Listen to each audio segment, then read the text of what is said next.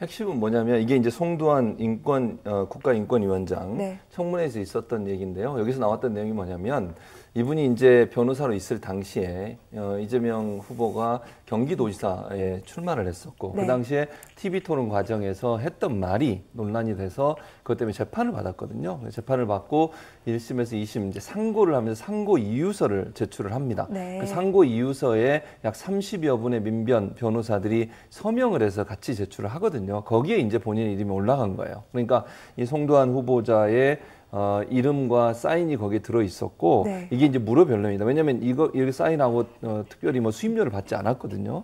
그래서 이 문제가 제기가 됐던 겁니다. 이제 송두환 후보 측에서는 이렇게 얘기하고 있죠. 본인이 뭐 이거 상고 이유서는 관행적으로 민변 변호사들 같은 경우는 민변 소속의 변호사가 소송을 하는 경우 일반적으로 이유서가 있으면 이게 뭐 탄원서 성격으로 생각을 해서 사인을 해줬고 네. 돈을 받을 생각도 없었고 이걸 뭐 수임이라고 생각하지도 않았다. 라고 얘기를 했고 그전에는 이재명 후보를 만난 적도 없고 아는 사이도 아니다. 그렇게 네. 얘기를 하면서 관행적으로 이루어졌던 일이었기 때문에 이게 크게 문제가 될 거라고 생각하지 않았다.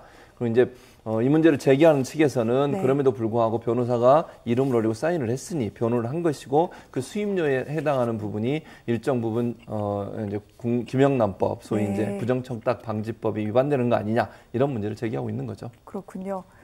자, 시청자 여러분들께서는 어떻게 생각하시는지요? 이것이 뭐 어떤 그 정치 공방 이전에 일단 인사청문회에서 불거진 내용입니다. 그런데 이 송두환 국가인권위원장, 어제 이제 대통령이 재가를 했으니까 위원장이라고 불러야 될 것 같은데 인사청문회에서 이거 이제까지 이렇게 해왔던 거다. 청탁법 위반이라고 생각하지 않는다라고 얘기를 하기도 했습니다. 하지만 분명히 또 일각에서는 어떤 그 변호를 무료로 받은 것이 맞고 이 부분 분명히 법 위반이다 이렇게 얘기하고 있는데 검찰권 남용에 항의하기 위해서 민변 차원에서 어떻게 보면 공익적인 이유로 이렇게 연대하는 형식으로 이름을 내건 것이다라는 주장과 그럼에도 불구하고 청탁금지법 위반이기 때문에 이거 문제 있다 이런 주장이 맞서고 있는 중입니다. 박사님 어떻게 보십니까? 그 민변에서 지금 관행이라고 얘기하는 것이 일단 이름을 올리는 것이 보면 시국 사건이라든가 공익적인 사건에 민변이 그렇게 하고 있다 얘기를 하는데 네. 그런 관행에 비추어 보더라도 이 사건은 이재명 지사가 친형 강제 입원에 대해서 TV 토론회에서 나 그런 사실 없어 해가지고 허위사실 공표 그 혐의로 선거법 위반 사례가 된 것이거든요. 다 아시다시피 선거법 위반은 공직 여부를 박탈할 수 있는 그런 중대한 사안이기 때문에 실제로 2심에서 당선 무효형인 300만 원 벌금까지 받았다가 대법원에서 이제 뒤집혀진 거죠. 네. 그 과정에서 상고심부터 개입한 분이 송 국가인권위원장 그리고 나머지 30분의 변호인들 이 명단이라는 게 일단 관행에 맞는지 부분부터 검토가 필요하고 관행이라 하더라도 어쨌든 법원의 재판에서 세를 과시하면서 영향을 주려 한 것이 아니냐. 그렇다면 이런 관행이 있었다면 부적절한 관행이다. 저는 이렇게 보여지고요. 이 부분에 대해서는 앞으로도 계속적으로 쟁점이 되지 않을까 싶습니다. 왜냐하면 김영란법 자체가 뭐 1회에 100만 원 이상 되면은 금품 수수라든가 부정청탁 금지한다는 건데 만약에 이것이 무료 변론이라고 본다면은 네. 유형 무형의 경제적 이익을 받은 것이기 되기 때문에 문제가 계속 있을 수 있겠다 이런 생각이 듭니다. 알겠습니다. 이재명 지사 측의 이야기 그리고 송 인권위원장의 이야기 모두 문제가 있다라고 또 송 박사님께서는 그렇게 말씀을 하셨는데 그러면 이낙연 후보 측에서는 이걸 어떻게 얘기하고 있는지 좀 들여다보도록 하겠습니다. 이 캠프 측에서 가장 목소리를 높이고 있는 사람 윤영찬 의원, 이낙연 캠프의 정무실장이기도 합니다. 이해가 가질 않는다. 간단히 얘기해서 이재명 지사가 변호사 수임료를 밝히면 되는 문제다라고 계속해서 방송 인터뷰 등등에서 얘기를 하고 있습니다. 이 부분 왜 그렇습니까? 실제로 그 이재명 지사가 이런 말을 했거든요. TV 토론회에서 돈 얼마나 들었습니까? 변호사 비용. 그랬더니 1심, 2심, 3심 꽤 많이 들었다. 이런 얘기를 했다면 실제로 이 변론에서 밝히지 않는다면은 아마 이 부분에 대해서 지금 얘기하는 것이 윤영찬 의원이 지금 이낙연 캠프에 중요한 역할을 하고 있는데 계속적으로 이거를 갖고 가는 거예요. 왜냐하면 이거 그냥 어물쩍 넘겼다가 나중에 본선에 가서 야당에서 아마 물고 늘어질 텐데 미리 좀 검증하자. 우리는 검증을 하는 거다. 네. 이렇게 얘기를 하고 있고 이재명 지사 측에서는 아무리 정치가 피도 눈물도 없는 정글의 세계지만 인간적으로 너무한 거 아니냐 이렇게 어떤 감정적인 호소를 하고 있는데 아마 이 부분에 대해서는 감정적인 호소는 약간 계속적으로 지나가기가 좀 어렵지 않겠나 이런 생각이 듭니다. 아, 그렇군요. 자, 이낙연 후보 캠프 측에서는 이번 그 민주당 내 경선뿐 아니라 실제로 야당과 맞붙을 경우에도 이거 굉장히 문제될 수 있다. 검증 차원에서 얘기하는 거다라고 그렇게 말을 하고 있습니다. 자, 이재명 지사 측, 이재명 후보 측에서는 아예 직접 대응에 나섰습니다. 이재명 후보가 그동안은 직접 나서는 것을 자제해 왔는데 SNS를 통해 아예 공식적으로 얘기를 했습니다.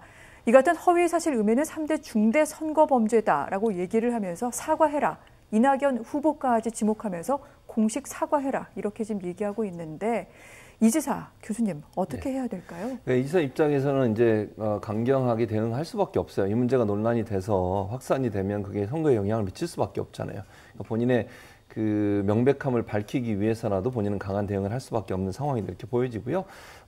본인이 이렇게 얘기해서 허위사실 음해는 3대 중대 범죄 중에 하나다. 네. 이러면서 반격을 했고 또 이낙연 후보도 사과를 해야 된다 이렇게 얘기를 했는데 이게 이제 허위사실 음해라고 하는 말이 왜 나왔냐면 네. 윤영찬 의원이 이제 변호사 비용이 많이 들었을 텐데 재산이 늘었다 이렇게 이제 발언을 하셨거든요. 거기에 대해서 이재명 후보 측에서는 재산이 줄었다, 는 게 아니고 그걸 이제 자기들이 증거를 제시했어요.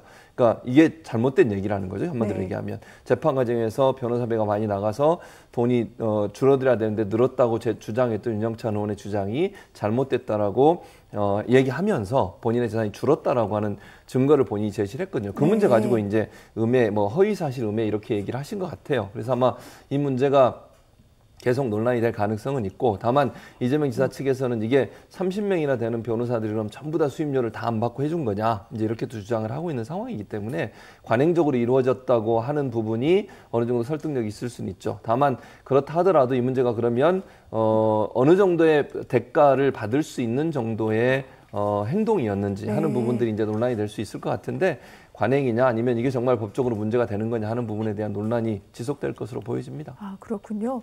쉽게 마무리될 문제는 아니다. 지금 그렇게 보고 계시는 것 같습니다. 사실 좀 감정적인 측면으로 비화된 부분도 있긴 합니다. 윤영찬 의원 같은 경우에 이 얘기를 하면서 MB 생각난다. 이런 식으로 얘기를 했습니다. 과거 이명박 전 대통령 당시 다스는 자기 게 아닌데 지금 미국에서 소송이 벌어지고 있으니까 삼성에게 이 재판에서 변호사료 내라라고 얘기했다가 결국은 뇌물죄가 성립이 됐었죠. 여기에 대해서 이재명 후보 측에서 굉장히 좀 발끈하고 나선 내용이 있기도 하고요.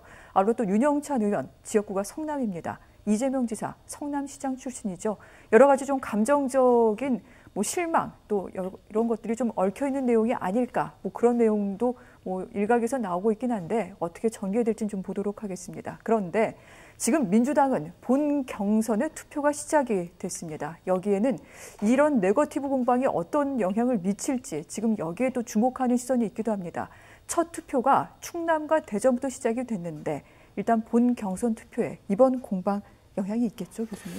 그럴 가능성이 있죠. 근데 이제 이게 어느 쪽에 유리할 거냐 하는 부분은 좀 생각을 고민을 해봐야 돼요. 네. 무슨 말이냐면 민주당 지지층들의 대체적인 그 상황을 보면 네거티브가 심해지면 사실 네거티브를 하는 분들에게 불리하게 작용하는 경우도 있거든요. 그러니까 이게 이제 네거티브냐 아니냐의 문제는 유권자들이 판단할 문제이고 너무 그 다른 후보에 대해서 공격하는 모습을 강하게 보였을 때 그것이 긍정적인 영향을 미칠 요소도 있지만 부정적인 영향을 미칠 요소도 있다. 그래서 지금 지역의 충청 같은 경우에는 민주당 지지층이 많다라고 볼 수는 없어요. 중도적 성향이 더 많다라고 볼 수 있을 텐데 그런 부분에 일정 부분 영향을 미칠 가능성이 있지만 지금의 이제 서로가 각각의 다른 의견을 내고 있기 때문에 유권자들 입장에서는 한쪽의 의견이 맞다라고 판단할 수 있는 상황은 아니라고 보여져요. 네. 그래서 이 문제가 제한적으로 영향을 미칠 수 있다고 보고 다만 아까도 말씀드린 것처럼 민주당 지지층한테는 도리어 네거티브를 강화하는 쪽에서 더 표가 떨어질 수 있는 위험성은 충분히 있다. 중도층에서는 이런 부분이 일정 부분 영향을 미칠 가능성이 있겠죠.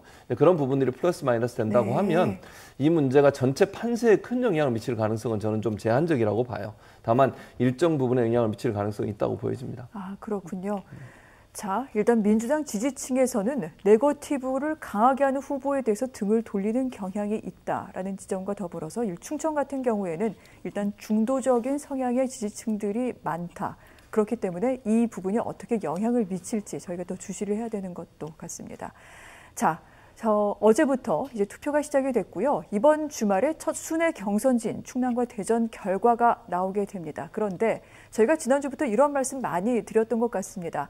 이 처음으로 나오는 이 초반 판세가 앞으로의 흐름이 어떻게 흘러갈지에 대해서 전망할 수 있는 잣대가 될 것이다. 이런 얘기 나오는데 박사님 어떻게 보십니까? 아무래도 첫 뚜껑을 여는 거니까 기선 제압한다는 측면에서 뭔가 승기를 한번 딱 잡고 나가면은 힘이 붙겠죠. 그래서 더 관심이 가는데 우리가 이제 충청도 이런 얘기를 하면은 잘 알 수 없다 이런 얘기 하거나 뭐 캐스팅 보트 이런 얘기를 하는데 실제로 충청도에서 선거운동 하시는 정치인들이 가장 힘들다 그래요. 왜냐하면 막 돌면서 저 지지하시죠 이러면 말없이 빙그레 웃으신다는 거예요. 그러면 아 나를 지지하는 거야 하고 있는데 다 똑같이 그렇게 하신다는 거죠. 아이고, 그런데 네. 이 마음속에는 이미 결정을 딱 하고 계신 거예요. 그래서 지켜보다가 결정적인 순간에 표를 주시기 때문에 충청권의 어떤 표심을 우리가 무시할 수 없다. 그리고 지금 충청권이 타오르고 있어요. 왜냐하면 충청 대망론, 네. 우리도 대통령 한번 내보자 이런 마음도 있는데 충청도 같은 경우에 이제 명락대전에서 이낙연 캠프 쪽에서는 충청도 출신을 총리로 만들겠어요 라고 지금 공언을 하고 있고 이재명 캠프 쪽에서는 충청도를 좀 핵심적인 균형 발전의 본거지로 삼겠다 이렇게 옵설하고 있기 때문에 어떤 거에 더 선을 들어줄까 이거는 9월 4일 날 이제 대의원 투표 결과를 보면 알 것 같습니다. 그렇군요. 알겠습니다.